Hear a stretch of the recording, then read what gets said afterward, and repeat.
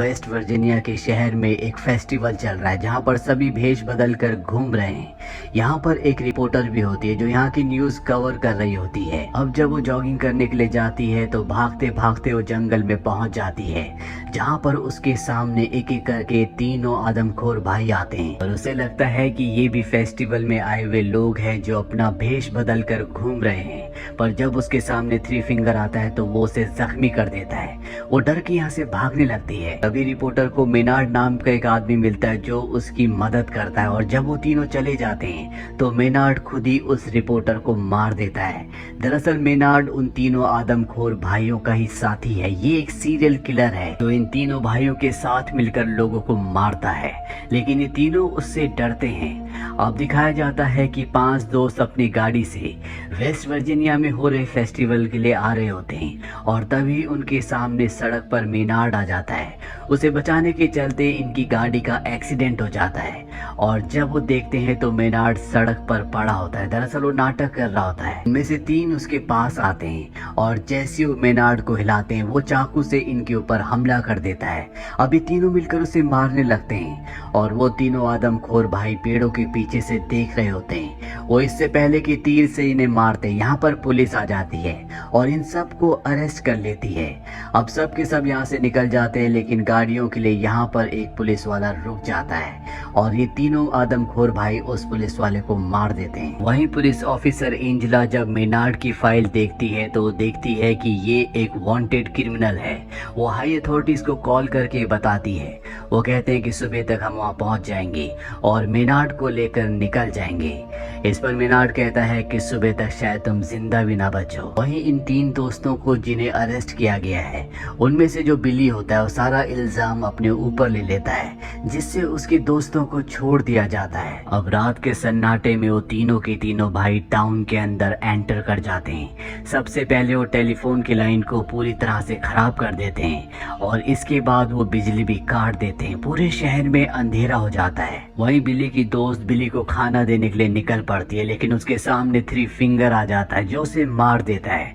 अब बिली का एक और दोस्त बिली से मिलने के लिए पहुंचता है और उसे पता चलता है कि उसकी वो दोस्त जो बिली को खाना देने के लिए आई थी वो यहाँ तक पहुंची ही नहीं। वहीं घर पर इनके 2 दोस्तों को दिखाया जाता है जहाँ पर सॉ टूथ और वन आई पहुंच जाते हैं। वो इनके एक दोस्त को पकड़ कर ले जाते हैं और तभी उसकी साथी लीटा जो अंदर शान ले रही होती है वो उसकी आवाज सुनकर बाहर आती है, लेकिन उसके ऊपर वन आई हमला कर देता है पर वो वहां से भागने में कामयाब हो जाती है।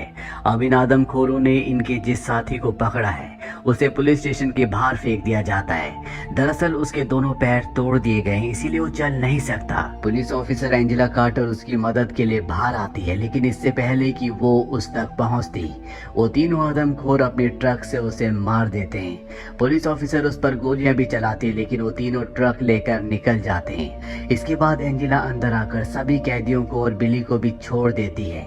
उन्हें गन देती है और कहती है कि तुम्हें इस जगह की रक्षा करनी होगी और खुद वो पास ही की एक शॉप में जाती है जहाँ पर रेडियो है। वो रेडियो से मदद मंगवाना चाहती है। उसका कांटेक्ट एक लड़के से होता है और जब वो उसे सारी बातें बताती है तो उसे लगता है कि ये एक प्रैंक है। वो उसकी बातों को सीरियस नहीं लेता।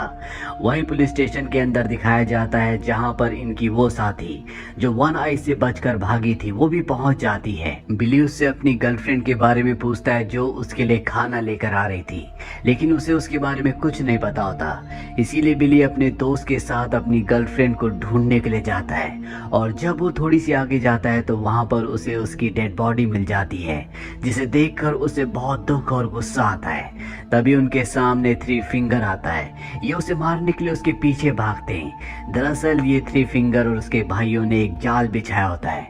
ये दोनों उस जाल में फंस जाते हैं और जब बिली को होश आता है तो वो देखता है कि वो फुटबॉल ग्राउंड में पूरा का पूरा जमीन के नीचे गड़ा हुआ है, बस उसका सर ही बाहर होता है और उसका दोस्त भी पास में बंधा हुआ है। इसके बाद थ्री फिंगर इन दोनों को मार देता है वहीं पुलिस स्टेशन में दिखाया जाता है जहां पर अब तक मदद नहीं आई है। इसीलिए पुलिस ऑफिसर एंजेला यहां पर एक कैदी को अपनी गाड़ी में बिठाती है और कहती है तुम फेस्टिवल से मदद लेकर आओ। और जब वो उस तरफ जा रहा होता है तो सड़क पर बिछी कटीली तारों से उसकी गाड़ी पलट जाती है जो उन्हीं तीनों आदमखोर भाइयों ने बिछाई होती है। इसके बाद वो तीनों उसको पकड़कर पुलिस स्टेशन के पास ले आते हैं, उसे टॉर्चर करना शुरू करते हैं। उसकी आवाज सुनकर पुलिस ऑफिसर एंजेला उसे बचाने के लिए बाहर जाती है और जैसी वो उस जगह तक पहुंचती है जहां पर वो कैदी है, तभी वहां पर एक ब्लास्ट होता है जिससे वो जख्मी हो जाती है।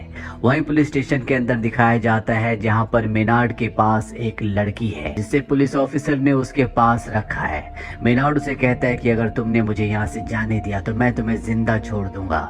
वो उसकी बातें मान लेती है, लेकिन जब मेनार्ड बाहर आता है बड़ी चालाकी से वो उसे अंधा करके बाहर सड़क पर छोड़ देता है।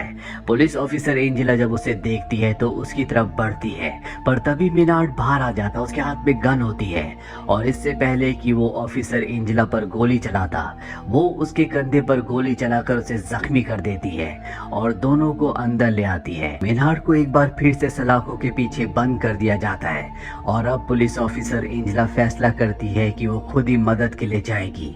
पर जैसे वो बाहर निकलती है तो उसे अपने हस्बैंड की गाड़ी दिखती है जिसमें उसके हस्बैंड बंद होते हैं। जब उन्हें बाहर निकालने की कोशिश करती है तो थ्री फिंगर पीछे से अपना ट्रक लाता है और गाड़ी से टक्कर मार देता है जिससे उसके पति की मौत हो जाती है।